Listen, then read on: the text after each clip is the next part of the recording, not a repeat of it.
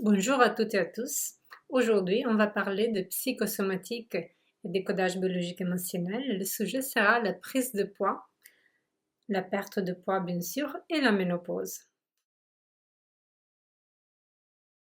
Donc le 6 octobre, il y aura un atelier dédié à ce sujet. Quelle différence avec tout ce que vous pouvez déjà avoir connu sur le sujet de la prise et de la perte de poids? On va voir. Donc, est-ce que vous avez déjà par hasard essayé avec des programmes minceurs ou avec des consultations avec des diététiciennes? Vous avez déjà peut-être suivi des régimes alimentaires et quels résultats vous avez obtenus? Donc, ce que je vois, ce que j'entends dire de la part de mes clientes est que parfois, oui, le régime a bien marché, mais après, ce n'était pas prévu. Bon, on a de nouveau repris tout le poids qu'on avait perdu avant. Bonne efficacité tout de suite, mais pas sur le long terme.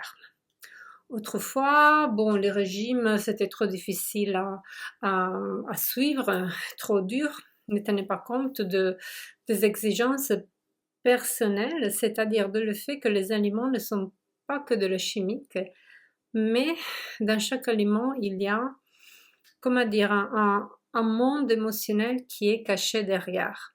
Il y a toutes nos expériences, tous nos souvenirs que nous avons eus déjà dans notre vie avec les aliments que nous avons l'habitude de manger. Et donc, il faut considérer aussi le côté émotionnel des aliments. Ça, c'est très important. Alors, bien sûr, selon la médecine traditionnelle chinoise, chaque aliment est associé à un méridien, à une saison, donc de toutes les associations qu'on peut aller trouver dans la médecine chinoise.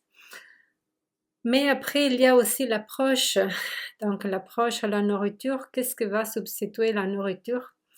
Ou bien, qu'est-ce que vous sentez de que vous avez la tentation, la sensation d'absolument devoir manger quelque chose. La plupart des fois, c'est du sucre, mais pas forcément. Il y a mille soucis qui se mettent en place quand on parle d'alimentation, de nourriture, de régime. Et c'est que je peux vous offrir un plus est un point de vue différent qui est lié au ressenti biologique émotionnel de ce qui se passe dans notre corps, de que notre corps manifeste certains symptômes, certaines envies, certaines manifestations comme la prise de poids. Et vous savez, dans la psychosomatique biologique émotionnelle, chaque tissu est lié à un ressenti biologique émotionnel bien précis. Ce n'est pas de la psychologie, donc tout commence par la biologie. La psychologie vient après. C'est là mon point de départ. Et comment est-ce qu'on fait à sentir le corps, à dialoguer avec lui? Ben, les sensations, la capacité de sentir, de se connecter à ce que les organes sensoriels nous apportent. Et même dans la prise de poids, il y a, vous allez voir, il y a des surprises, donc des choses auxquelles on n'avait jamais pensé. Donc, on va voir le ressenti qui concerne la prise de poids et la perte de poids. Pour certaines, peut être un problème aussi, la perte de poids.